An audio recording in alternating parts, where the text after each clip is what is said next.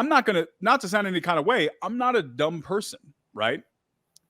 I spent up into my mid 20s so much time, Jonah. This is a perfect example. I spent so much time feeling like a failure. Do you know why? Because I could not for the life of me sit down and read a book. Couldn't do it. I will read that paragraph 64 times, have no clue what it said. My brain was 84 other places, but I would read it. Now, why did I do it? Why did I spend all this time? Because I was told that leaders are readers, right? I was told that if you want to get successful, you have to read that book. You got to read 10 pages before you go to bed at night. You got to wake up in the morning and you got to meditate and you got to do all these different things. And so I'd wake up in the morning and I go to meditate and I fall asleep for another 2 hours, right? So I'm going through all of my early 20s trying to do all these things and I'm failing miserably, right? Like miserably. And I'm like, what is wrong with me? I am doing all of the things. I'm following all of the steps that the books and the gurus tell me to do, and I'm failing at every single one of them. Fast forward one day, I found an audiobook for a book that I was trying to read, right? And I'm listening to the audiobook, but I didn't like sit down to listen to it. Like I put the audiobook on in the background and I'm doing stuff like I'm cleaning and I'm working and I'm having other conversations and I'm doing all these different things. And next thing you know, I'm having a conversation and I start saying this stuff, right? And it's just coming out of my mouth. And I'm like, where did I get this information from? I go back and I read the book and I'm like, oh my God, this was in the book. I don't remember ever sitting down to read the book, but because I heard it, somewhere in the background, it's stuck in my brain. And I was able to recall that information and use it usefully in real life. What I realized is that there's a thing called an auditory learner that people learn through audio, right? They can just pick things up. My girlfriend will tell you, put a movie on from 20 years ago. I will quote half of the lines. I don't know why. It just sticks in my brain. This stuff sticks in my head, whether I'm paying attention or not. It will stick. So what did I learn there? I felt like a failure because I was trying to succeed at something that was really, really good advice for the wrong person. And in my effort to do that, I missed out on my gift. Why? Because I wasn't defining what the right path is for me, right? So that's when you ask the question, why is knowing who you are an important aspect to this? Because if your fear is talking to sellers, we need to define what that fear is. If that fear is defined that I am just not built for this, I don't have a problem talking to Jonah. I don't have a problem doing this. And honestly, if you put me on a call with one or two people, it doesn't freak me out. It's just awkward for me. It feels unnatural. That's completely different than, I just think I'm going to screw up. I think I'm going to mess up. What happens if they yell at me? What happens if they cuss at me? Two people with the same fear were defined completely differently. And because we were willing to define it, we realized that one was scared of a negative result that needed to be overcome. One was scared of walking down a path that was never built for them in the first place. Forcing them is unhealthy. Jesus, bro, so that was insane value. That's that's a mind blow, dude. So that's crazy to think. So the whole point of that is to figure out, again, it's just figuring out, okay, so what are we actually afraid of? But you're not going to be able to know that unless you know yourself to know that this fear, if I understood it right, in the essence, you were meant to be afraid of, but you weren't meant to be doing it. It wasn't fear. We called it fear because it was the only way to define the feeling. But what the feeling was discomfort because we were trying to do something that was unnatural. Okay. Damn, dude. That was a good recap, and that blew my mind of like how people think and what fear even is. So I'm going to, I wrote down a couple questions from that. So Socrates, how do I know myself? That's the tough one, man. That comes with constant challenging. It comes with that's a commitment. That's a marathon, not a sprint. And it comes with making the commitment to yourself. I'm going to question everything. So wait, hold on. I actually want to go through it. So let's go back to my role play where I'm afraid of a cold caller. What would my responses have been differently for it to be, oh, you're not meant to do this?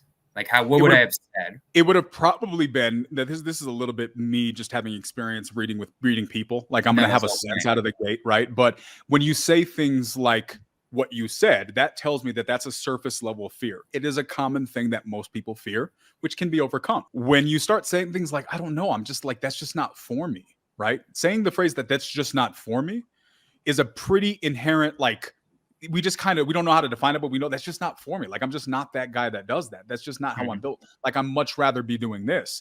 You know what I mean? That's not you being scared of what might happen when you get on the phone. You're not concerned about that. You just know that you're not supposed to be doing that. So when people start making more core statements rather than surface or reactionary statements, interesting. Yeah, then you start knowing that it's coming from a different place. Okay, so that's cool. Because I mean, that's the goal my goal with this whole podcast and just in life in general is figuring out, okay, so how do I help people the most effectively, right?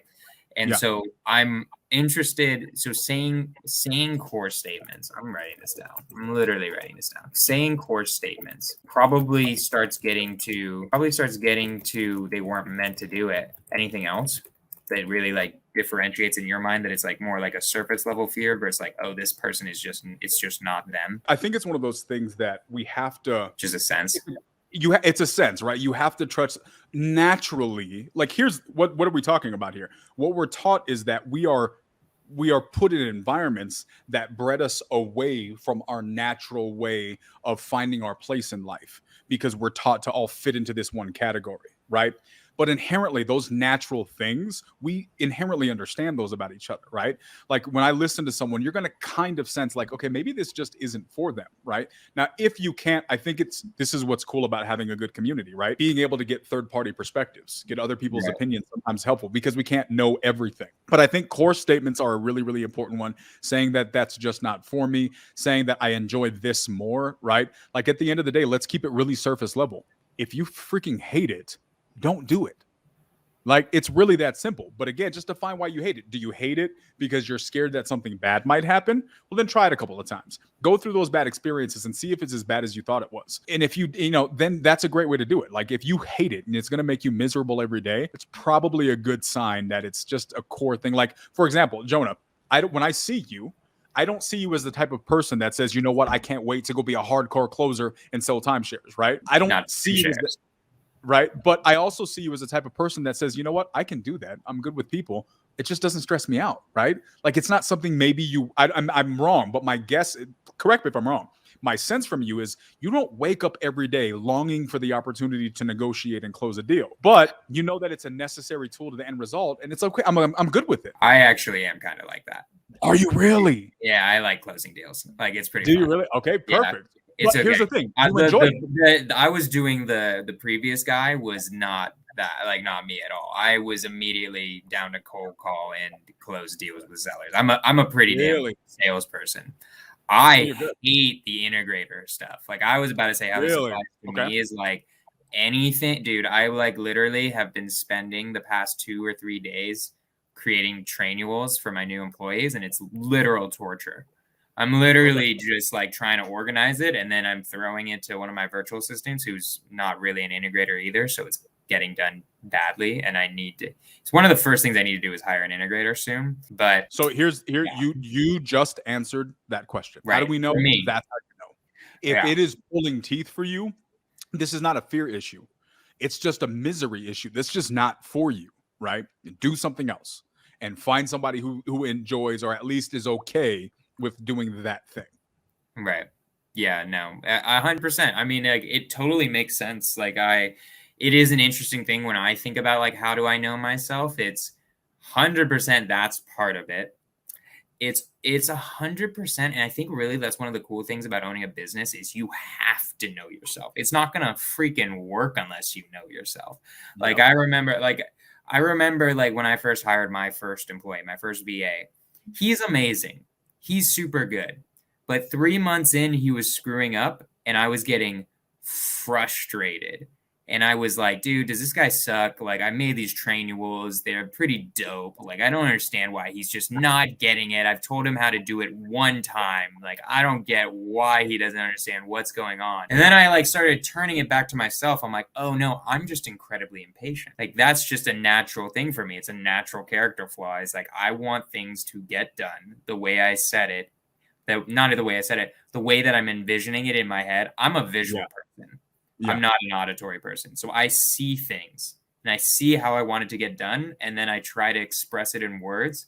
And then it never gets done exactly how I see it, because I can't transfer an image in my head into your head. I can explain it, and it works out. And like, I am eventually able to get things done that I need to, but it is a natural thing for me to get frustrated when either that's happening, or if like I've told them and they just did it wrong. That always annoys me, when it was like something really simple. But anywho, the point is that as a business owner, I got to get over that and realize that's my fault. It's my fault that he's not getting it. You made a really, really important point. You said that as a business owner, you have to know yourself. Yeah. And what I will say is, a lot of the people who fail as a business owner fail because they don't ever realize that the thing that was holding them back was them not knowing themselves. Right. And so they didn't find their role in the business and quit something that was meant for them because they were playing the wrong position. Right. Yeah, I 100% agree with that. So this is an interesting one, because this is hard. I think I know your answer, but I want to know your answer. I want you to say it aloud. If I am that guy who sucks at sales, like I just don't like it. It is pulling teeth. What do I do? Because sales, that's money, right? Mm-hmm. Find a community. Right. Find your tribe. That's really what it comes down to. Like, make your goal. And this is a tangible, actionable step, right? Make this actionable. Put it on your to-do list. Rather than finding people to close who you will never close, and then as a result get discouraged, and then all of the negative things that happen after that, replace that to-do list with finding a tribe. Finding a group of people you can work with to accomplish that goal. If you're in the Subto community or a similar real estate community, then you already have a tribe. You just need to find a partner, a person. And it doesn't have to be a full-on business partner. It could just be a JV partner. We're going to work 10 deals together, right? And then I'm going to move on. I'm going to make $100,000 and I'm going to go on to the next step, right? Maybe I'm going to hire an acquisitions manager. Maybe I'm going to partner with a visionary, right? Whatever that looks like. Remove sales from your to-do list and replace it with finding your person or your tribe. I like that. How does one find their tribe? Because here's the thing. I want to think of it as, I have no money, because Subto costs money, right? Mm-hmm. So what do I do? Look. And this is where, like, I love the way you answer questions sometimes, because what you'll do is you'll answer with one word and then explain, and you let it pause. They like, look. Yeah, pause, and then you say what you're gonna say. It's so dramatic, dude. Right? It's all about effect, emphasis. I think that's really what it comes down to, though, right? Like, you got to be willing to do the work. And this comes back to our very first thing. How do we know what's a good JV partner? People got to be willing to do the things, right? And most people don't want to. They want it handed to them. They want it on a silver platter. They want the easy road. There's no microwaves here, right? Just do the work. You have to ask yourself, how important is this for me? Am I willing to do whatever it takes, or am I just going to do like 3 things and hope it falls in my lap? If you're going to do the latter, good luck. You may get lucky, but just don't be surprised if you don't succeed.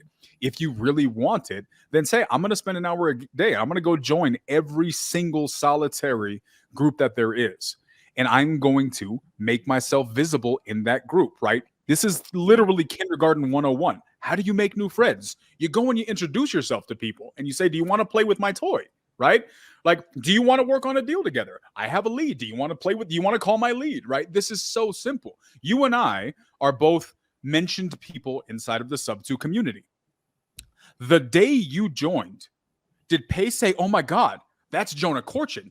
Let me put him on this pedestal and tell everybody. It didn't work like that, right? Yeah. I've been in Subto for over a year now. I've done all kinds of stuff that nobody ever saw before they're seeing who I am, because I put the effort in to put myself out there and make relationships. And over time, right? Again, no microwave. Right. Yeah, man. I mean, that is so true in the sense of, I really like the idea of finding a community. It's just so I feel bad for people, because Subto is such a good community. Like, there's no way you're going to find that good of a community.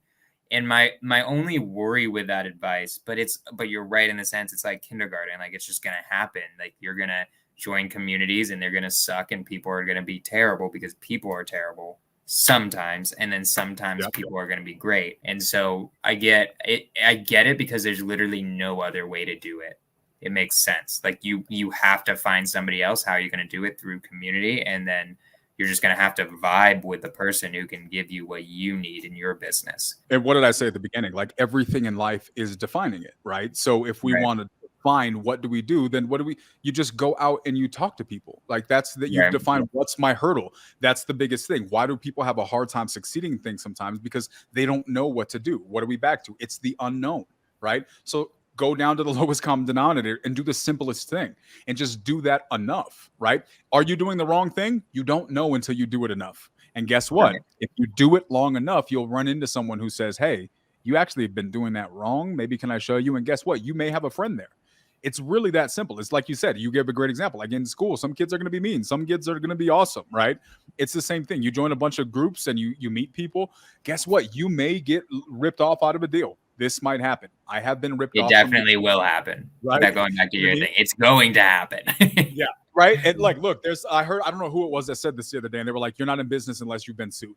You want to be successful in business, at some point, be fully prepared for the possibility that you will get sued, right? If you want to be a millionaire, you for sure will get sued. So like, these are the steps, right? You know, if you want to go outside, there's a chance that you may get a cold. You may get hit by whatever, you know what I mean? Like, these are the realities. You can't plan for the 1%. You can't plan for the failures. You got to plan for the success and prepare for the failures. Gotcha. All right, for sure, man. So I just going into it more, because I kind of want to bring it back to the first thing is when you say you don't have any fears. Is it really that you don't have any fears, or is it more that you've defined them, analyzed them, and then challenged them so successfully that it feels like they're not there? Yeah, I think that's probably what it is, right? I changed my focus, right?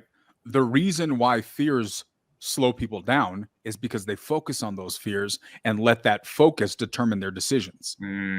I like that. I don't. Yeah. It's so true. I was like watching this YouTube video the other day that was talking all about like skiers, and everyone's watching them. It's like, how are they dodging all the trees? Right. And it's like, okay. And then the narrator's going into it and being like, here's why people hit the trees.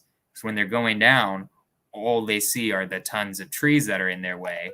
While the skiers who are doing it is like, where's the path? Where's the snow? And they're only looking at the snow. There are no trees there. There's only snow there, which like is exactly what you said, where it like blew my mind a little bit of like, that makes so much sense. It's whatever it's like the law of attraction and all of that. It's like you're doing whatever, you're going to focus on whatever you're actually looking at, or you got to look at what you focus on will magnify in your life, period. Right. Yeah, it'll just be brought in. Damn. So let's go back. You missed a second part. We only got to the one half of your fear of running out of money side.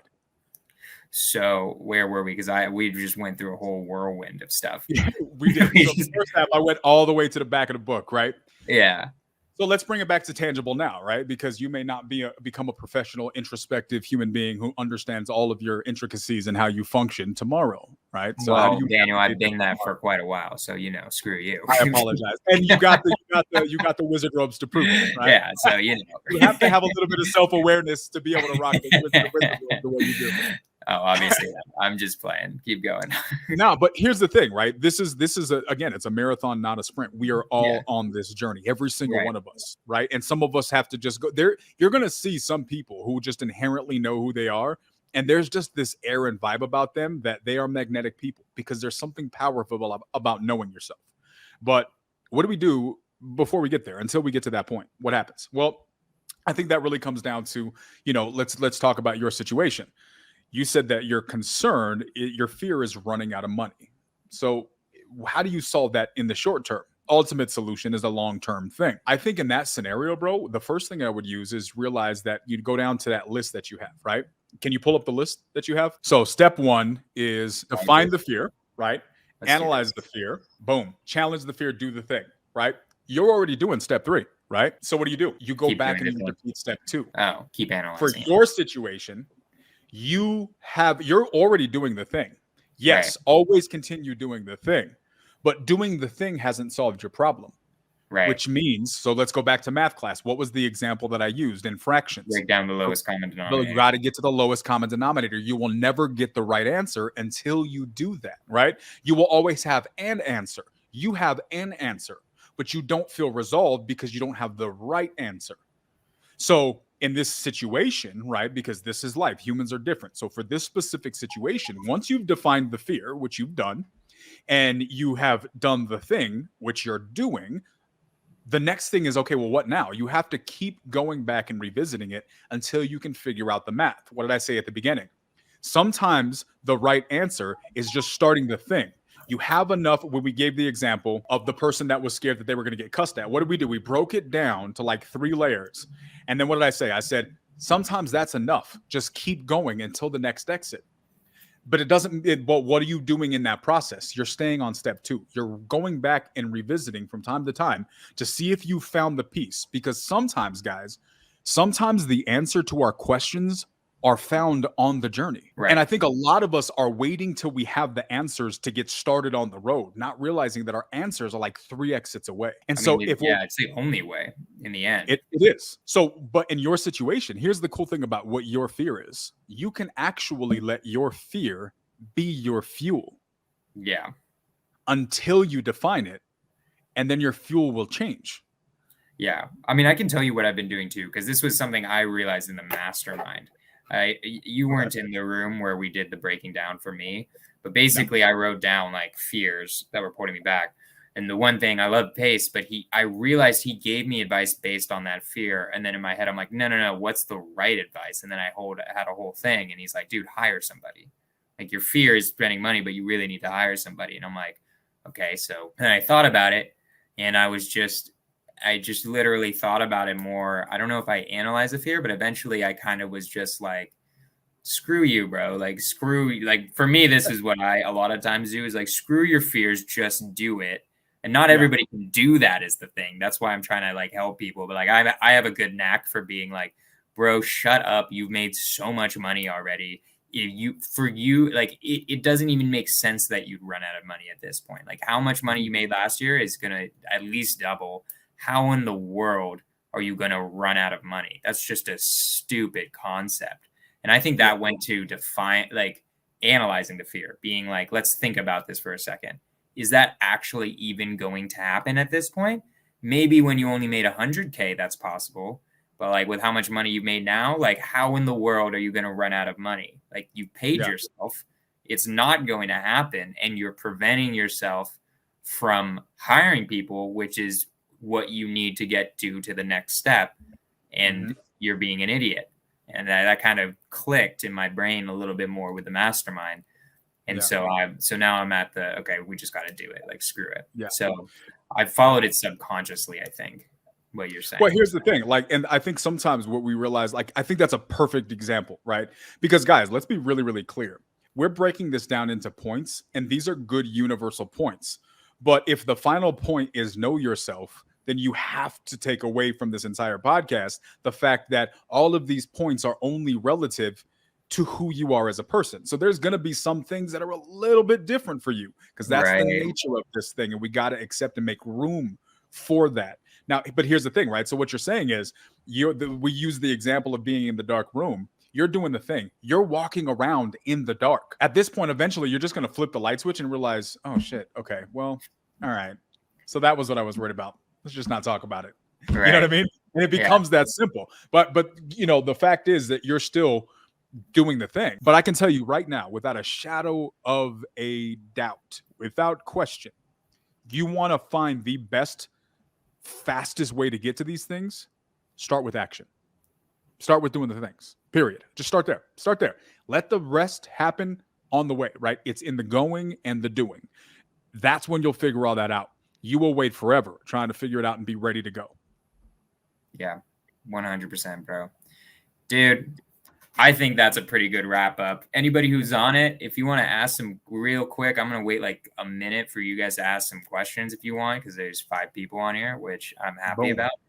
I just ask some questions, because if there aren't any pressing questions that somebody asks, and I'm going to wait like 30 more seconds or something, then I think I can end it there, bro. That was amazing.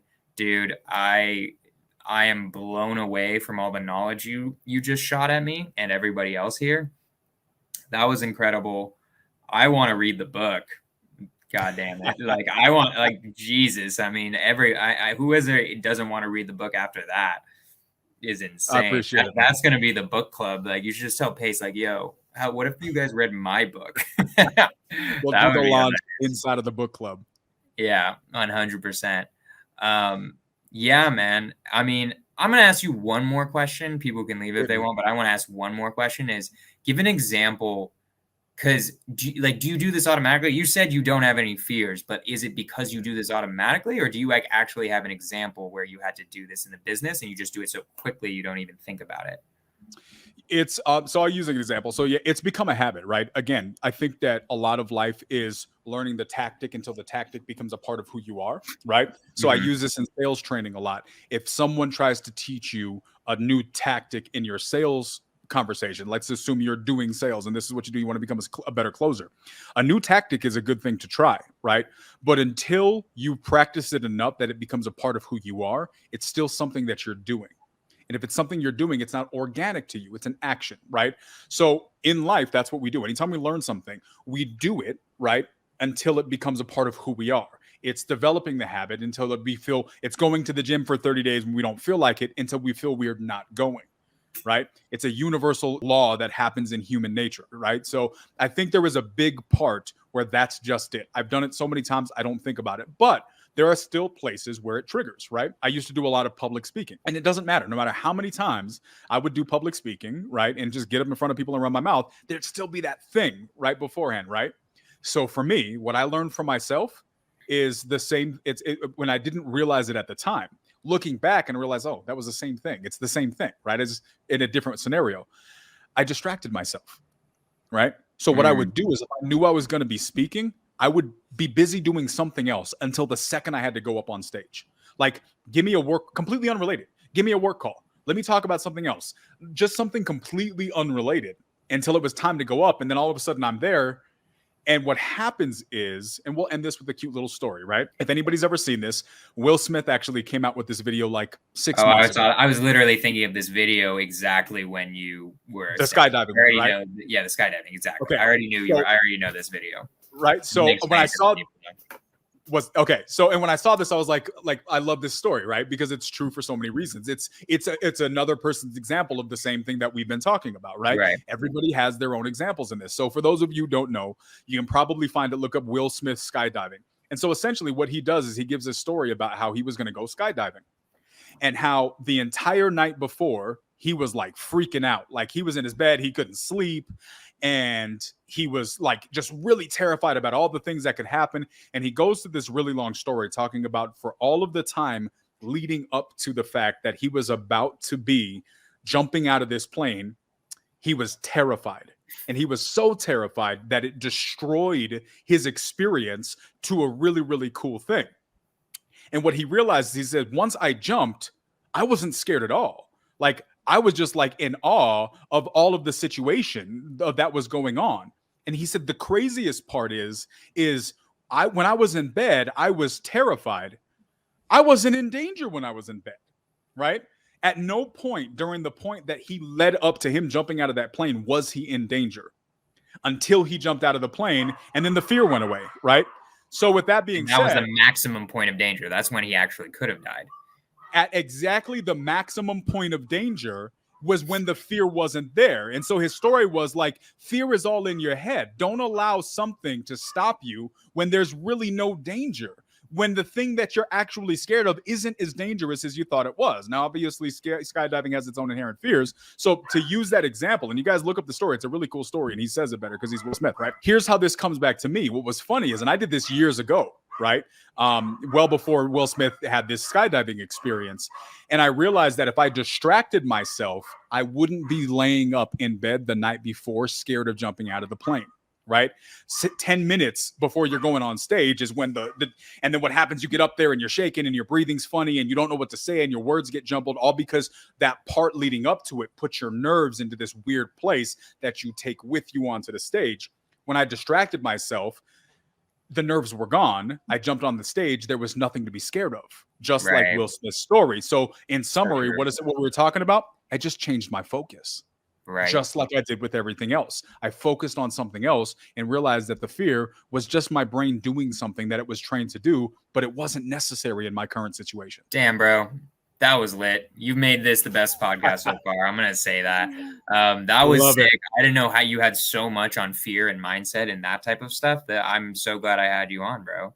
Awesome, man. I love it. That was an amazing way to end it. I'm just going to say, everybody who's listening, I would love it if you got value. I already know you do because I got so much value. Everyone who's watching, take a picture of this, put it on Instagram, try to shout out this podcast, because I'm sure what the goal with this is to try to dispel as many fears as possible and go into how different people get over fears and what they do with business. But you really put it into like life. You blew my mind with the fact that it's like, it's not even like a fear. It can just sometimes be, you just don't know who you are. That's a gnarly way to think about it. And so if you guys can subscribe, like the video, you know, do all the things that all the YouTubers say to do, you know, whatever, like just if you want more stuff like this, definitely follow on YouTube, do like an Instagram story. I appreciate all of you guys. Daniel, I appreciate you so much. I love you, brother. I'm gonna end the broadcast right now, and love you guys. Thank you guys for everything. 100%. I'll see you guys next week.